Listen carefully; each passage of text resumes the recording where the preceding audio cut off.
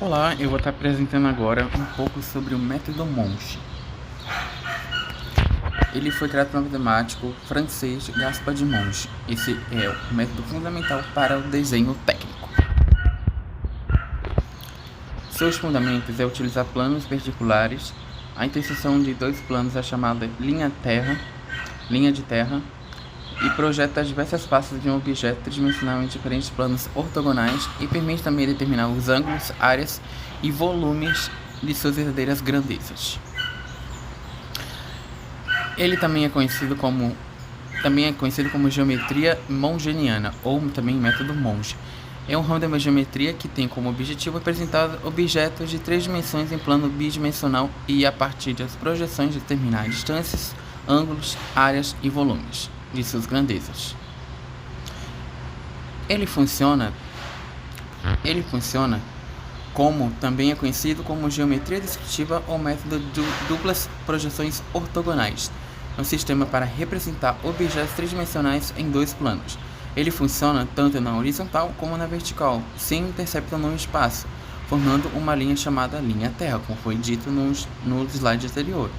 Utiliza-se uma projeção superior a uma projeção lateral. A partir das projeções é possível determinar uma distância de ângulos, suas áreas e seus volumes.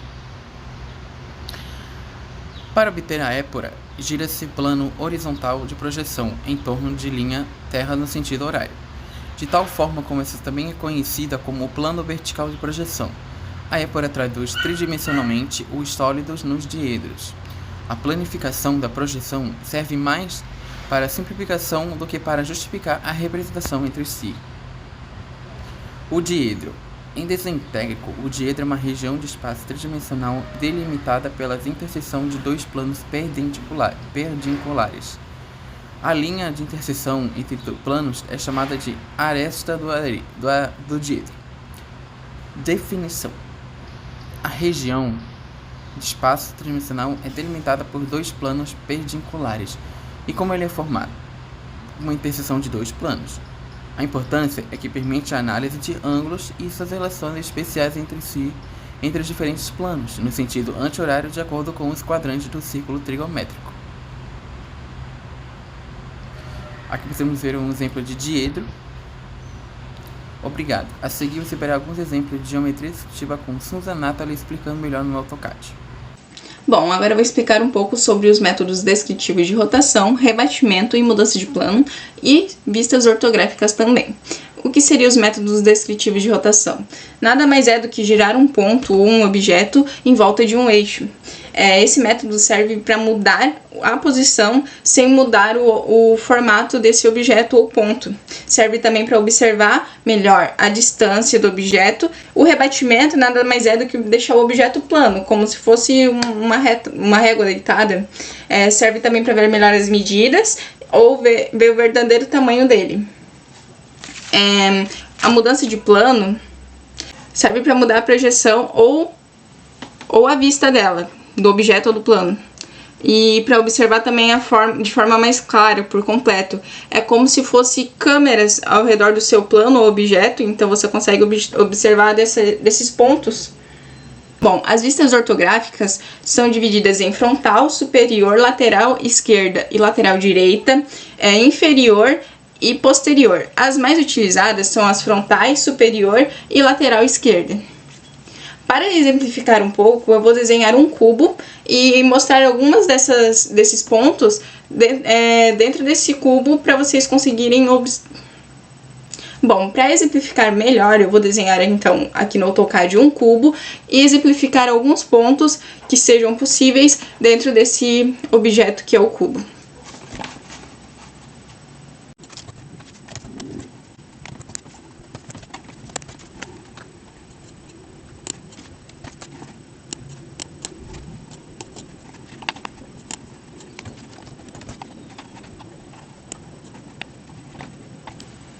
Bom, através desse cubo a gente consegue estar observando as vistas frontais, laterais e a superior dele e também observar a rotação. Aqui a gente consegue estar observando a rotação, a vista superior, frontal e as laterais desse cubo. Ele tem as medidas de 50 por 50 milímetros Aqui, ó. Consegue estar observando. Bom, meu nome é Nathalie e eu vou estar falando um pouquinho para vocês sobre a perspectiva. A perspectiva, ela é algo que a gente aplica muito na questão de desenho, tanto mais artístico ou mais técnico, né? Que é da maneira que a gente vai estar enxergando o nosso desenho, né? De que direção, o que vai estar aparecendo, se essa imagem vai estar distorcida ou não. Né? E na perspectiva a gente tem 3 modalidades que eu vou estar explicando para vocês, tá? A primeira é esta daqui, tá? Que eu coloquei aqui, que é a isométrica. A isométrica, ela é um tipo de modelo de perspectiva cilíndrica ortogonal, tá? Ou seja, as linhas que formam o nosso desenho técnico, elas são totalmente paralelas, ou seja, não existe nenhum ponto de fugas entre elas, então elas não se encontram em nenhum momento, né? E dessa maneira a gente consegue fazer um desenho, né, um desenho técnico um pouquinho mais simples, né, de uma maneira que a gente consiga passar algo 3D para o 2D de uma maneira um pouquinho menos complexa, né? Então aqui a gente consegue ver que em comparação a esta linha, né, horizontal, nós temos um ângulo de 30 graus para ambos os lados das linhas paralelas, formando aqui o nosso cubo, certo? Bom, agora eu vou estar apresentando, né, a nossa perspectiva bimétrica. A perspectiva bimétrica é um pouquinho diferente, mais complexa do que a isométrica, né? Aqui a gente tem uma diferença que entre os 3 eixos, 2 eles podem variar o ângulo, né? Então podem ser ângulos diferentes e também podem ter uma dimensão diferente do isométrico, né? O isométrico, os ângulos são 120 graus para todos os eixos, né? E permanece a mesma dimensão. Já esse não, é totalmente ao contrário, né? Então aqui a gente pode ver que ele é um desenho mais complexo de fazer, né? A gente tem aqui em relação a esta linha horizontal, um ângulo de 7 graus aqui, 42 graus, né? Ele dá uma perspectiva melhor sobre o nosso desenho, né? Um pouco mais, muito próximo do tridimensional.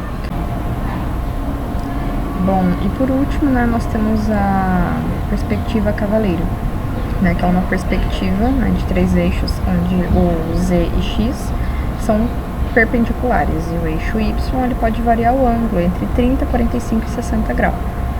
E 60 graus. Bom, o que acontece? Devido a essa movimentação do ângulo do eixo Y, nós temos que fazer uma breve correção. Para 30 graus, nós temos que diminuir 2/3, né, para 45, 1/2 e para 60, 1/3. Tá? Por que nós temos que fazer isso? Nós temos que deixar sempre o desenho o mais próximo de não ter distorções possível. Então,